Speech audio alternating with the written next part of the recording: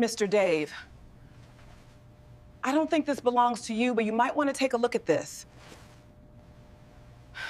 The first time I saw my wife Erica kiss another man, I was standing in my own greenhouse at midnight, watching through rain-streaked glass as she pressed herself against Simon Vance like her life depended on it. What made it worse wasn't the betrayal. It was the way she moaned his name, the same way she used to moan mine, back when we still pretended our marriage meant something. My name is David Locke, and I'm about to tell you how I destroyed two people who thought they could destroy me first. But let me start at the beginning, because the best revenge stories always do. 3 months before that night in the greenhouse, I was still playing the role of the oblivious husband. You know the type. Middle-aged environmental engineer, decent salary, nice house inherited from my grandfather, wife who's way too beautiful for him. That's what everyone thought anyway, even Erica. "Dave, honey, I'm working late again tonight," she called from the bathroom, applying lipstick with the precision of a surgeon. Red lipstick. She never wore red lipstick for me anymore. "Another client dinner?" I asked, not looking up from my laptop. I was reviewing soil contamination reports for the city's waterfront development, the kind of mind-numbing work that made people's eyes glaze over at parties. "You know how demanding the PR business is?" She emerged from the bathroom looking like she was ready for a magazine shoot, not a business meeting. Black dress that hugged every curve, heels that added 4 inches to her height, perfume that probably cost more than most people's monthly grocery budget. I watched her grab her purse and keys, noting the way she avoided eye contact. "Which client again?" "The ecotourism group. You wouldn't know them." She paused at the bedroom door. "Don't wait up." After she left, I sat in our king-size bed, the one we'd picked out together 5 years ago, back when we still talked about having kids, and listened to the silence. The house was too big for 2 people, especially when one of them was never home. My grandfather had built this place in the 1940s, back when Savannah's old money still meant something. Now it felt like a mausoleum. Miss Jean, our housekeeper, knocked on the doorframe. She was 73, had worked for my grandfather since before I was born, and had the kind of sharp eyes that missed nothing.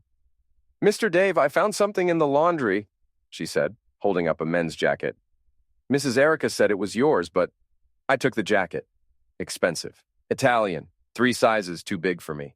And there, on the collar, was a smudge of red lipstick. "This isn't mine, Miss Jean."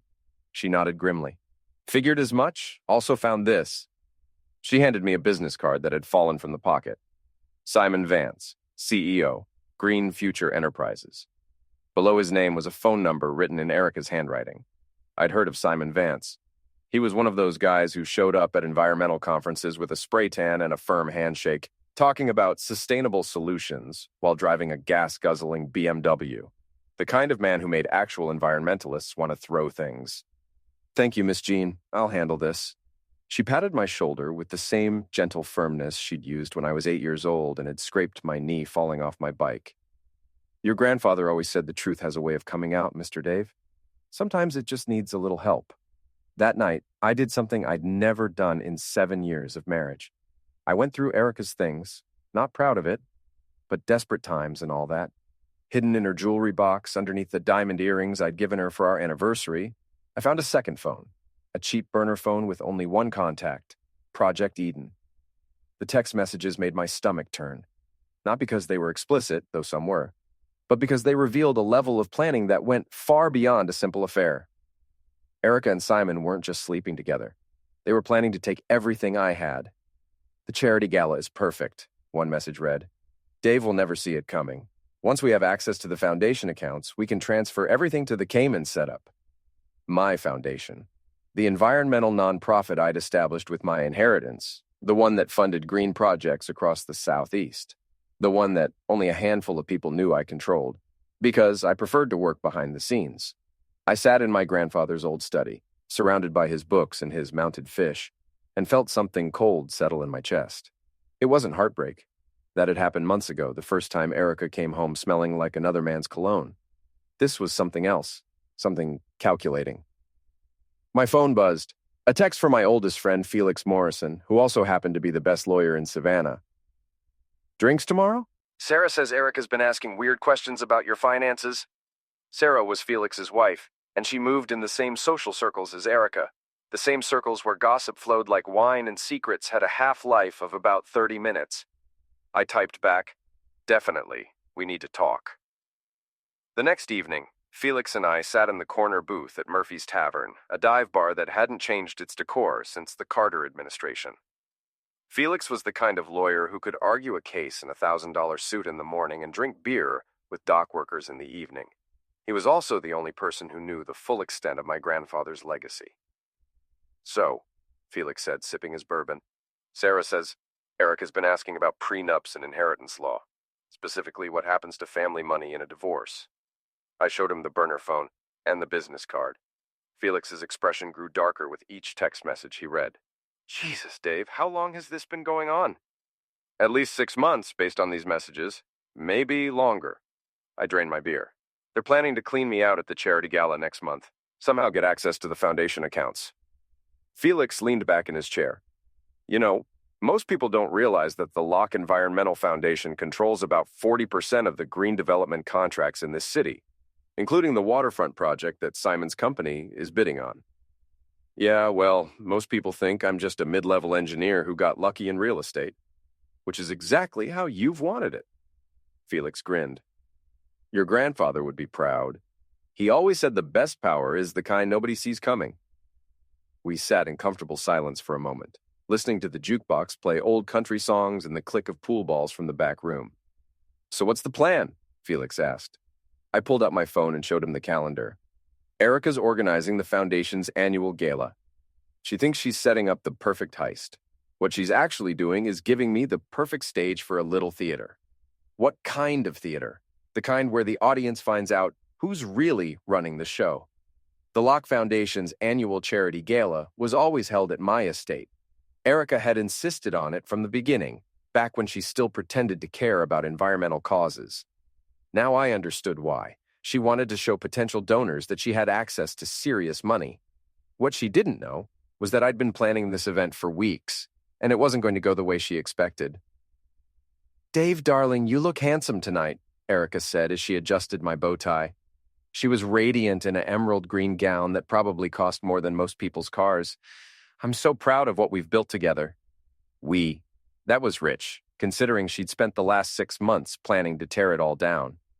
"Just remember," she continued, "let me handle the donor conversations tonight. You know how you get tongue-tied around important people?" I nodded and smiled, playing the part of the awkward engineer who was grateful to have such a socially gifted wife. "Of course, honey, you're so much better at this than I am." The guests began arriving at 7. Savannah's elite, dressed in their finest, ready to write checks for a good cause and feel virtuous about it. I recognized most of them. City council members, business leaders, old money families who'd been fighting environmental regulations for decades, but loved the tax breaks that came with charitable donations. Simon Vance arrived fashionably late, naturally. He looked like he'd stepped out of a men's magazine. Perfectly fitted tuxedo, hair slicked back, smile that was all teeth and no warmth. He made a beeline for Erica, kissing her cheek just a little too long to be appropriate. "Mrs. Locke, you look absolutely stunning," he said loud enough for nearby guests to hear. "And Dave, good to see you, buddy." He clapped me on the shoulder with the kind of aggressive friendliness that was meant to establish dominance. I let him. "Simon, thanks for coming. I know how busy you are with your business ventures." "Always time to support a good cause," he replied, his eyes already scanning the crowd for more important people to schmooze. As the evening progressed, I watched Erica work the room like the professional she was. She knew exactly who to flatter, who to laugh with, who to touch lightly on the arm while discussing donation amounts. She was good at her job. I had to give her that. What she didn't notice was the way Judge Patricia Hawthorne kept glancing in my direction, or how Mayor Richardson nodded respectfully when I walked by. She didn't see the brief conversation I had with Police Chief Martinez near the bar, or the way several city council members sought me out for quiet words about upcoming environmental legislation. Around 10 o'clock, as the formal presentations were winding down, I stepped up to the microphone. "Ladies and gentlemen, thank you all for being here tonight," I began. "As many of you know, the Locke Environmental Foundation has been working quietly behind the scenes for the past 5 years, funding green initiatives throughout the Southeast." Polite applause. Erica beamed at me from the front row, probably calculating how much money was about to flow into accounts she thought she could access. Tonight, I want to share something that most of you don't know, I continued. The foundation isn't just something I support, it's something I created and control, using the inheritance my grandfather left me. The applause died. Conversations stopped. Even the waitstaff paused in their duties. You see, my grandfather, Theodore Locke, wasn't just a successful businessman. He was one of the founding investors in what became the Georgia Port Authority. When he died, he left me not just this house, but a trust fund worth approximately $47 million. Erica's face went white. Simon looked like someone had punched him in the stomach. I've used that money quietly, through the foundation, to fund environmental projects across the region, including the waterfront development that several companies here tonight are bidding on. I paused, letting that sink in. In the crowd, I could see the wheels turning in people's heads as they realized that the quiet engineer they'd been politely ignoring was actually one of the most powerful men in the room.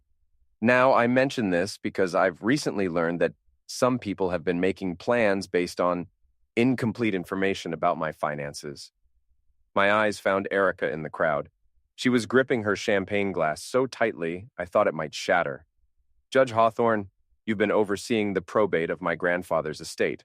Would you mind confirming for our guests that all foundation assets are held in an irrevocable trust? Judge Hawthorne, a stern woman in her 60s who'd known my grandfather personally, stood up.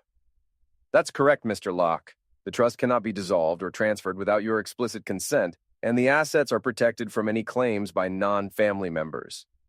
Thank you, Your Honor. I smiled at the crowd. I just wanted to clear that up, in case anyone was confused about how things work around here. The room was dead silent. Then Mayor Richardson started clapping, slowly at first, then with genuine enthusiasm. Others joined in, and soon the entire room was applauding. Not for charity, but for the revelation that they'd been underestimating me for years. As the crowd dispersed into smaller conversations, I watched Erica and Simon huddle in a corner, their faces flushed with anger and embarrassment. Their grand plan had just collapsed in the most public way possible. Felix appeared at my elbow, grinning. That was beautiful, Dave. Absolutely beautiful. Just getting started, I replied. Around midnight, after most of the guests had left, I saw Erica slip out the back door toward the greenhouse. I gave her a 5-minute head start, then followed. That's when I saw them together for the first time. Not just kissing, but tearing at each other's clothes with desperate hunger. Through the rain-streaked glass, I could hear fragments of their conversation.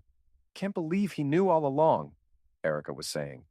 Doesn't matter, Simon replied, his hands roaming over her body. We'll find another way. There's always another way. He made us look like fools in there. Then we make him pay for it. I stood in the rain and watched my wife betray me with a man who was already planning his next scheme.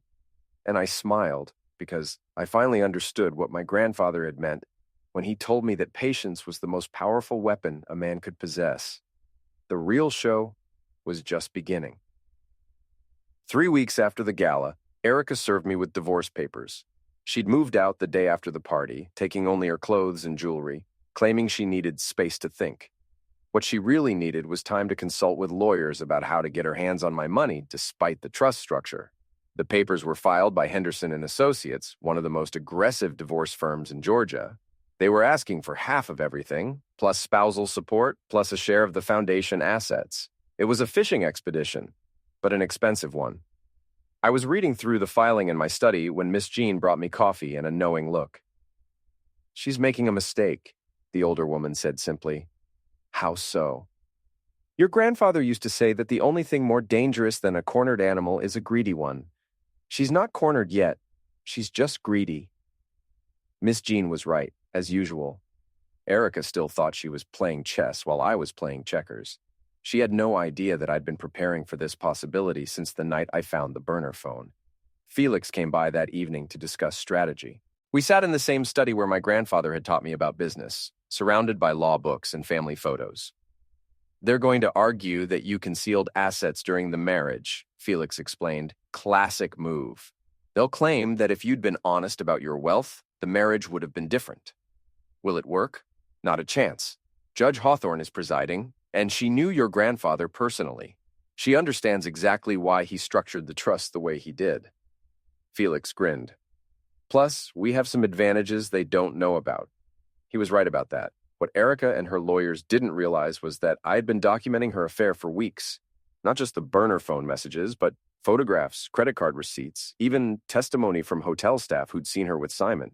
More importantly, they didn't know about the foundation's real scope. While they were focused on the $47 million in the trust, they'd missed the fact that the foundation controlled contracts worth over $200 million annually. Contracts that could be awarded or revoked at my discretion, including the waterfront development contract that Simon's company desperately needed. The preliminary hearing was scheduled for a Thursday morning in Judge Hawthorne's courtroom. I arrived early, wearing a conservative navy suit and carrying a leather briefcase that had belonged to my grandfather. Felix met me on the courthouse steps. "Remember, let them think they're winning at first," he said. "Overconfidence makes people sloppy." Erica arrived with her legal team looking like she was ready for a magazine shoot. Designer suit, perfect makeup, the kind of confidence that comes from believing you're about to win big. Simon wasn't with her, probably trying to maintain the fiction that they were just friends. But I could see him in the gallery, wearing sunglasses indoors like some kind of celebrity. Her lead attorney, Marcus Henderson, was exactly what you'd expect from his reputation. Silver hair, expensive suit, the kind of courtroom presence that intimidated opposing counsel and impressed juries. He'd probably won 100 cases just by walking into the room. "Your Honor," Henderson began, "my client was deceived throughout her marriage about the true extent of her husband's assets. She entered into this union believing she was marrying a middle-class engineer, only to discover that he had been hiding millions of dollars in family wealth." Judge Hawthorne listened impassively. She was in her 60s, with steel gray hair and the kind of sharp eyes that had been evaluating testimony for 30 years. She'd known my grandfather since they were both young lawyers in Savannah, and she understood exactly how old Southern money worked. "Furthermore," Henderson continued, "Mr. Locke used his wife's professional skills to organize charity events that directly benefited his foundation, essentially obtaining free labor under false pretenses.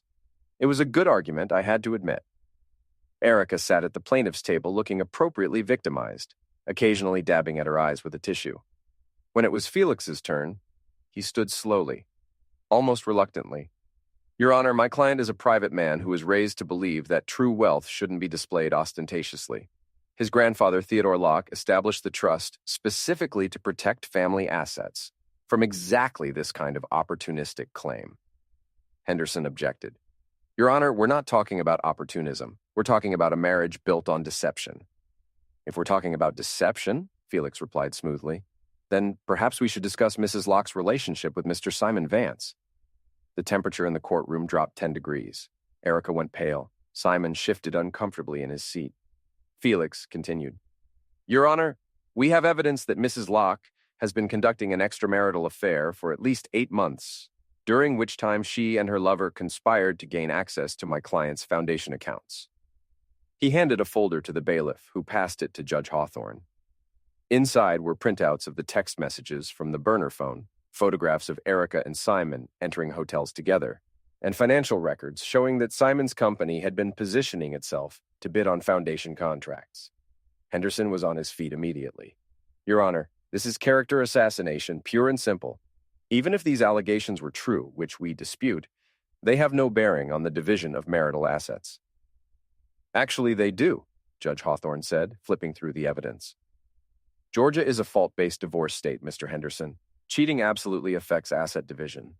She looked up at Erica, who was now crying real tears.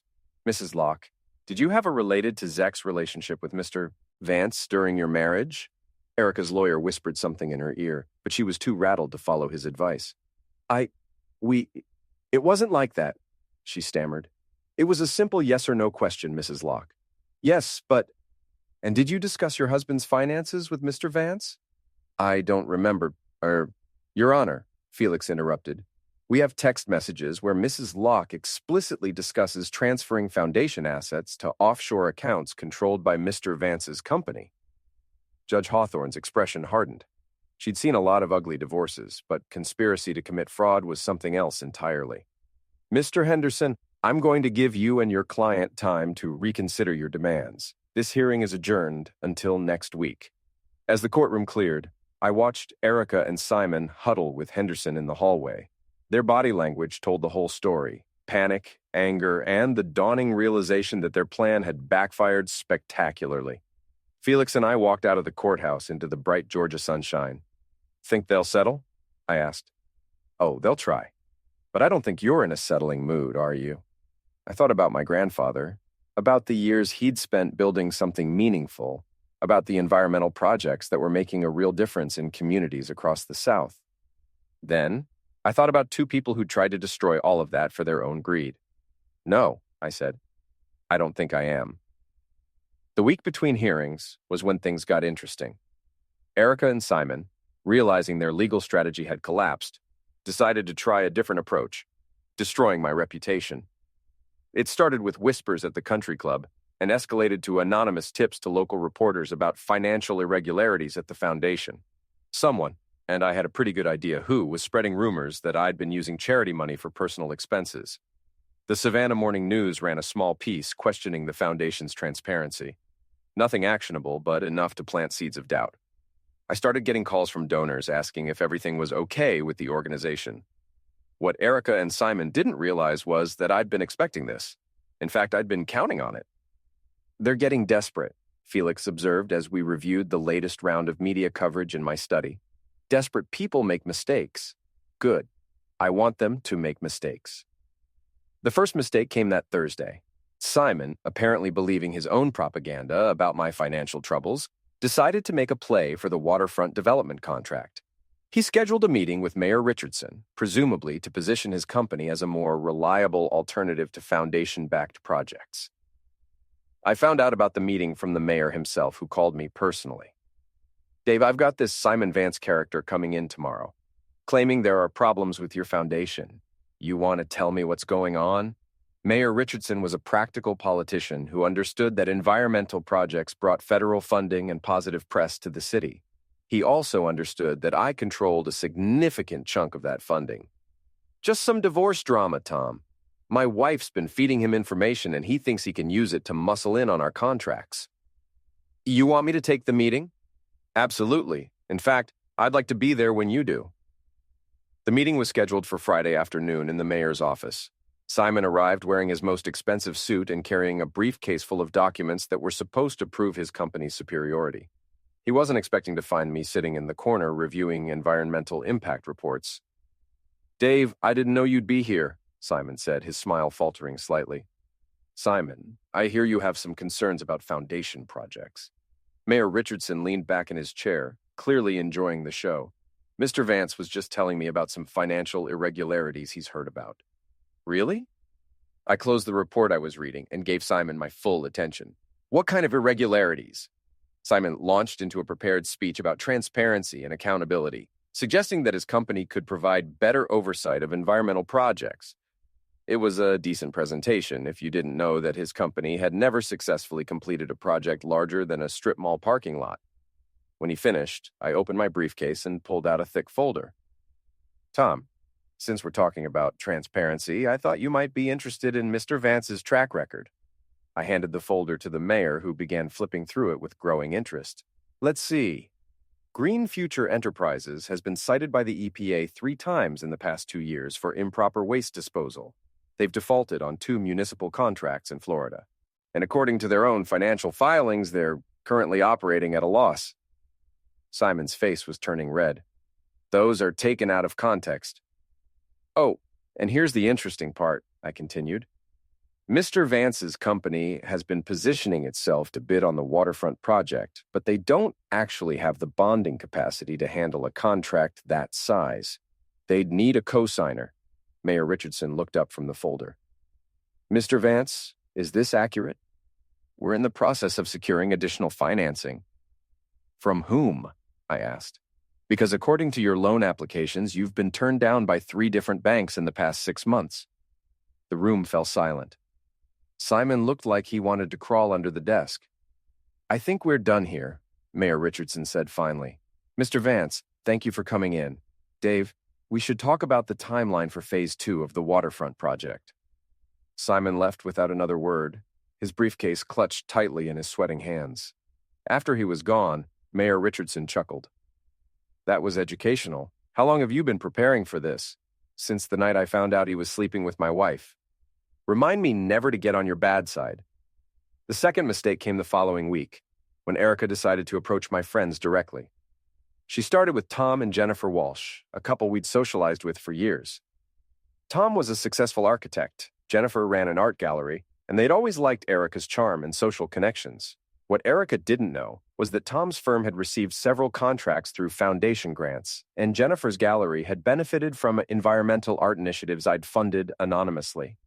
She invited them to lunch at the Savannah Golf Club, one of those places where business gets done over overpriced salads and carefully crafted gossip. "I'm so worried about Dave," she told them, according to Jennifer's later account. "I think the pressure of managing all that money has changed him. He's become paranoid, controlling. I'm afraid he might be having some kind of breakdown."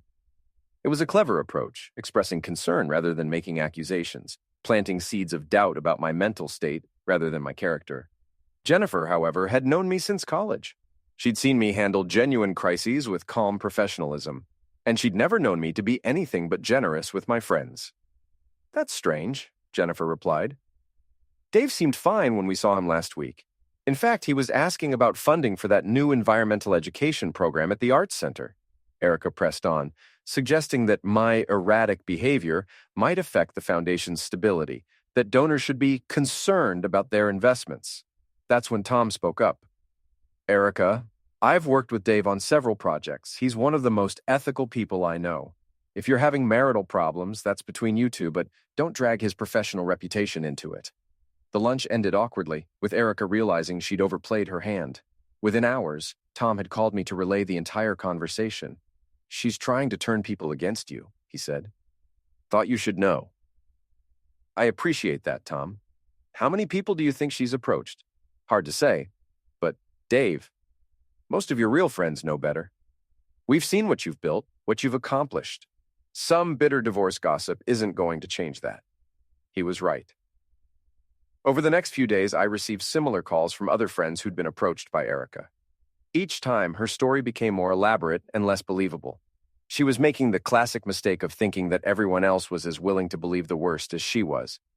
But the third mistake was the big one. And it came from Simon.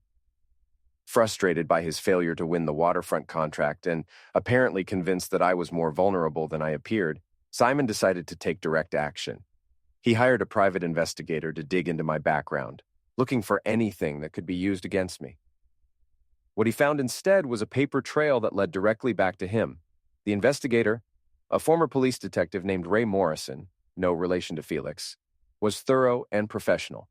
He looked into my finances, my business relationships, my personal history.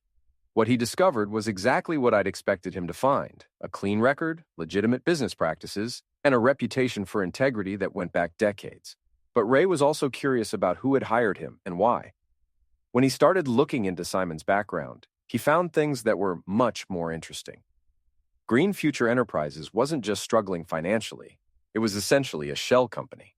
Simon had been using it to launder money from a series of questionable real estate deals in Florida. He'd been staying one step ahead of investigators by moving frequently and changing business names, but the pattern was clear to anyone who knew how to look. Ray, being a former cop with a strong sense of justice, decided that this information needed to be shared with the appropriate authorities. He also decided to give me a heads up about what he'd found. "Mr. Locke, I think you should know that the man who hired me is in serious legal trouble," Ray said when he called. "I've turned over what I found to the FBI's Financial Crimes Unit. They're very interested in Mr. Vance's activities." "I see. And the investigation he asked you to do on me?" "Clean as a whistle, sir," which is what I told him, right before I told him I was terminating our contract. I thanked Ray for his professionalism and hung up, then immediately called Felix. "How long do you think it'll take?" I asked. "For the FBI to move?" "Hard to say, but Simon's going to have bigger problems than your divorce pretty soon." As it turned out, Felix was right. The FBI moved faster than anyone expected, probably because Simon's activities connected to several other ongoing investigations. Within a week, Green Future Enterprises was under federal investigation for money laundering, tax evasion, and fraud. Simon's picture appeared on the front page of the Savannah Morning News, but this time he wasn't the one spreading rumors about financial irregularities. The final hearing was scheduled for a Tuesday morning in late October. By then, Simon was out on bail and facing federal charges. Erica had fired her expensive lawyer and hired a public defender, and everyone in Savannah's social circles knew exactly what had happened.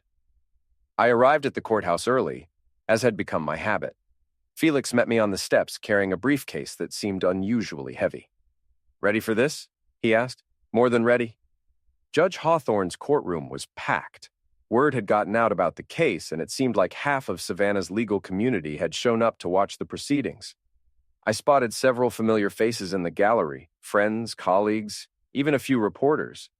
Erica sat at the defendant's table with her new lawyer, a young public defender who looked like he'd rather be anywhere else. She'd lost weight over the past month, and her usual polished appearance had been replaced by something harder, more desperate. Simon wasn't there. He was probably meeting with federal prosecutors trying to work out a plea deal. Judge Hawthorne called the court to order and got straight to business. "We're here to resolve the divorce petition of Locke versus Locke. Mr. Henderson, I understand your client is no longer representing the petitioner?" The young public defender stood up nervously. "That's correct, Your Honor. I'm James Crawford, and I'll be representing Mrs. Locke today." "Very well. Mr. Crawford, what is your client seeking?" Crawford consulted his notes. "Your Honor, given the changed circumstances, Mrs. Locke is willing to accept a modest settlement. She's asking for spousal support of $5,000 per month for 2 years, plus her personal belongings." It was a dramatic reduction from the original demand for half of everything. Erica had finally realized that her position was hopeless. Felix stood up. "Your Honor, my client is prepared to make a counteroffer." Judge Hawthorne raised an eyebrow. "I'm listening." "Mr. Locke will agree to a one-time settlement of $50,000, plus Mrs. Locke's personal belongings. In exchange, Mrs. Locke will waive all claims to marital assets, spousal support, and any interest in the Locke Environmental Foundation." Crawford looked relieved. $50,000 was more generous than Erica had any right to expect, given the circumstances, but Erica herself looked furious. She whispered something urgent to her lawyer, who shook his head and whispered back. "Your Honor," Crawford said, "my client would like to address the court." Judge Hawthorne nodded. "Mrs. Locke, you may speak." Erica stood up, her hands shaking slightly. "Your Honor, this isn't fair. I supported my husband's career for 7 years. I organized events for his foundation. I helped build his reputation in the community. I deserve more than $50,000. Judge Hawthorne studied her for a long moment. "Mrs. Locke, you committed cheating during your marriage and conspired with your lover to defraud your husband's charitable foundation. The court considers Mr. Locke's offer to be extraordinarily generous under the circumstances. But I gave up my own career to support his—" "Mrs. Locke, you were working as a PR consultant throughout your marriage. According to the financial records, your income actually increased during the time you were married to Mr. Locke, largely due to contracts you obtained through foundation connections." Erica's face crumpled. She'd run out of arguments, run out of options, run out of allies. "Does your client accept the settlement offer?" Judge Hawthorne asked Crawford. Crawford looked at Erica, who nodded reluctantly. "Yes, Your Honor, we accept." Judge Hawthorne signed the decree, and just like that, my marriage was over. As the courtroom cleared, I found myself standing in the hallway with Felix, watching Erica walk away with her young lawyer. She looked smaller somehow, diminished by the weight of her own choices. "You know," Felix said, "I thought you might ask for the cheating to be part of the public record. No point. She's already lost everything that mattered to her, her reputation, her social standing, her future meal ticket. Making it official wouldn't change anything. You're more generous than I would have been." I thought about that as we walked out of the courthouse. Was I being generous, or was I just tired? The whole thing had taken months of my life. Months I could have spent on things that actually mattered. But then, I remembered the night in the greenhouse, the betrayal in Erica's eyes when she realized I wasn't the weak man she'd thought I was, the look on Simon's face when his grand plan collapsed in front of the mayor. Maybe it had been worth it after all. 3 months later, I was in my study reviewing applications for foundation grants when Miss Jean brought me the newspaper. Simon Vance had been sentenced to 5 years in federal prison for money laundering and fraud. Green Future Enterprises had been dissolved, its assets seized by the government. Erica had moved back to Atlanta, where she was working for a small marketing firm and living in a studio apartment. According to mutual friends, she'd been telling people that the divorce had been amicable and that she was starting a new chapter in her life. I supposed That was true, in a way. As for me, I was exactly where I'd always been, in my grandfather's house, running his foundation, working quietly to make the world a little bit better. The only difference was that now I was doing it alone, which turned out to be exactly the way I preferred it. The phone rang, interrupting my thoughts. It was Mayor Richardson, calling about a new environmental project that needed funding. Dave, we've got this great opportunity to restore the wetlands on the south side of the city. It would be perfect for foundation support. I leaned back in my grandfather's chair and smiled. Tell me more, Tom. I'm all ears. Outside, the Georgia sun was setting over the Spanish moss and old brick buildings of Savannah, painting everything in shades of gold and amber. It was beautiful, peaceful, and entirely mine. Some people might call what I did to Erica and Simon revenge. I prefer to think of it as justice, the kind that comes not from anger, but from patience, planning, and the quiet satisfaction of watching people destroy themselves with their own greed. My grandfather always said that the best victories are the ones where you never have to throw a punch. You just wait for your enemies to defeat themselves, then step over their bodies on your way to something better. He was right about that too.